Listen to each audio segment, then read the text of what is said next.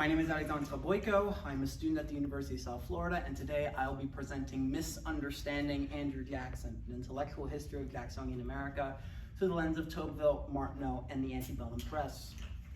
On December 2nd, 1828, Andrew Jackson, a military general and Tennessee lawyer, was elected by the populace as the 7th President of the United States.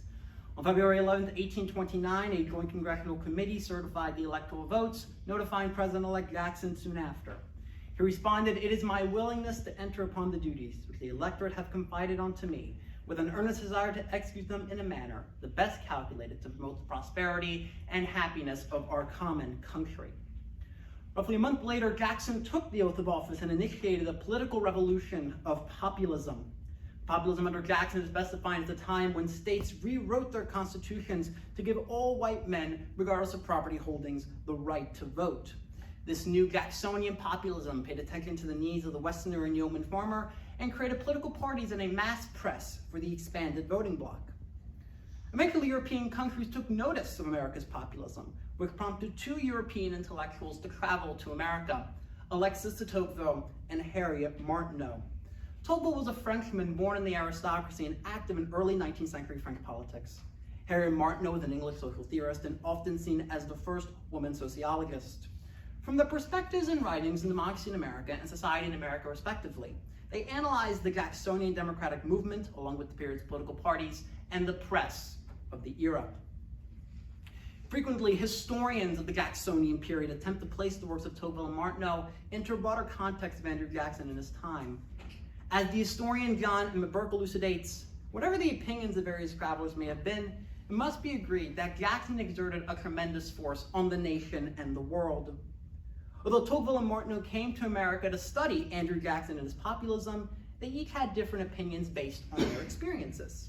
For instance, despite Tocqueville stating that his work was not precisely in anyone's camp, there is a definite bias present because of Tocqueville's early childhood living in the French aristocracy.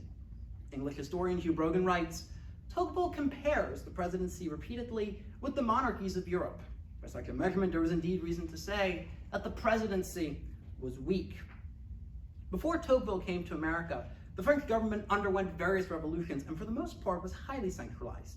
Therefore, Jackson's presidency, brought about by a wave of white manhood suffrage, was liberal to Tocqueville's standards.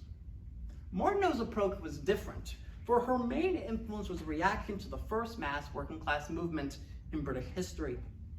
During Martineau's visit to America, a movement called Chartism was developing in the working class regions of Great Britain. During the Industrial Revolution, steam-powered technology came about, leading many workers to be laid off in mining, textile, and factory sectors, thus contributing to massive unemployment. In 1839, the Chartists formulated a document entitled the People's Charter, intended to reform Parliament by providing equal representation to the working class. Unfortunately, Parliament rejected the Chartist petitions, leading to the end of the movement by 1850. Chartism coincided with Andrew Jackson's presidency, where many of the ideas the Chartists campaigned for came to fruition in America. Therefore, it is not a surprise to see Chartist newspapers such as Cobbet's Weekly Political Register, named after one of the foundational leaders of Chartism, William Cobbett, praising Andrew Jackson and his legislative achievements. In Volume 2 of the History of England during the 30 Years' Peace, 1816 to 1846, which is another work that Martineau wrote besides Society in America, Martineau defends the Chartists and their movement, a general term under which are included all protests against social suffering. When analyzing the effectiveness of populism and political parties in America during the Jacksonian era, Tocqueville takes a theoretical approach, whereas Martineau takes a people-centered approach. In Macksey in America, Tocqueville provides a finite rationale for the development of political parties in the age of Jackson. There come periods in which nations feel tormented by such great evils that the idea of a total change in their political constitution presents itself to their thinking. There are others in which the malaise is still more profound and the social state itself is compromised. That is the time of great revolution and great parties. Through the action of individual states, white manhood suffrage led to increased voter participation, 26.9% in 1824 and 57.3% in 1828, which propelled Jackson's inauguration to the office of chief executive in 1829. In turn, Jackson's prominence in politics led to a new form of spirit into the early republic, leading to what historian Arthur M. Schlesinger Jr. dubbed a favorable atmosphere for new idols. Contrast this with Martineau's interpretation, who concluded that America has always had two parties and will stay that way because the populace will always remain divided on domestic issues. Martineau argues the divide is between aristocracy and democracy.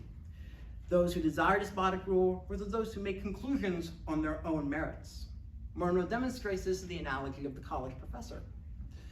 Professors of colleges have book knowledge, which the owner of a log house has not. The owner of a log house has very often a knowledge of natural law, political rights, and economical fact, which the college professor has not. The comparison of the college professor with the owner of the log house demonstrates the division present in America. No one cares to learn about the other side, therefore Americans are easily swayed because of a lack of common ground. Unlike Tocqueville, Martineau focuses mainly on society's morals, thoughts, and attitudes. About our observations, Martineau focused on individual character rather than the character of the institution. In taking into account the different backgrounds of Tocqueville and Martineau, one gets a balanced perspective on the effectiveness of political parties and populism in the age of Jackson. Throughout their analysis, Martineau and Tocqueville differ on various aspects of American society and political culture. However, they reach similar conclusions on specific issues like the divisiveness of political parties. Now, while the political parties of the Jacksonian period divided the Republic ideologically, the journalism of the era caused a greater divide. A common hindrance, the antebellum press did not serve to educate the populace on the news of the day. Instead, it served as a political entity with the sole purpose of getting a public figure elected. In their works, Tocqueville and Martineau provided their insights on the press, and each of them came to the same conclusion. The American newspaper has benefits, but it must be kept in check. In discussing the state of journalism in America, Tocqueville Tocqueville compares the spirit of the journalist that is present in France and America. In France, journalists present the great interests of the state in a coherent way, void of any bias or slander. In America, journalists attack coarsely, without preparation and without art. This style of American journalism is directly correlated to the passage of the Post Office Act of 1792, which decreed newspapers as official mail with low postage rates. Following the passage of the Post Office Act, newspapers in the United States grew from 96 newspaper titles in 1790 to 861 newspaper titles in 1828. Contrast this with the 17 Parisian newspaper titles circulating during Tocqueville's visit, and one can see the root of his spirit of the journalist argument. Martineau held similar opinions to Tocqueville regarding American journalism's partisan and coarse nature, although she was more critical in her analysis. She wrote that the state of American newspapers was the worst, an opinion shared by Americans and Europeans across the Atlantic. Like Tocqueville, Martineau ultimately fears a type of groupthink mentality to form from the lies spread by several newspapers in the United States because of a lack of standards. In a similar vein, Martineau is surprised that the idea of newspaper editors had not overtaken the country.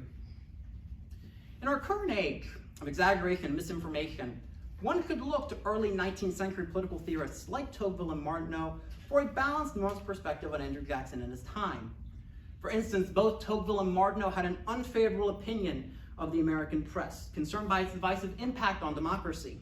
Still, the fundamental right of freedom of speech overshadowed it.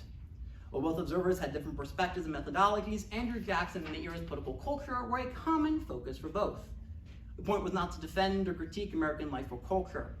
Instead, it was to showcase America as a country undergoing a political revolution that would lead the nation to new heights in the coming years. However, it's important to note the undisputed fact in this analysis. Two people had enough interest in analyzing a young democratic republic, less than 100 years old, to see whether this experiment had any validity in Europe, where kings and monarchs still ran countries that had thousands of years of history. Therefore, it is safe to assume that Andrew Jackson was a man of his time, whose image had entered on the theater of the world. Thank you.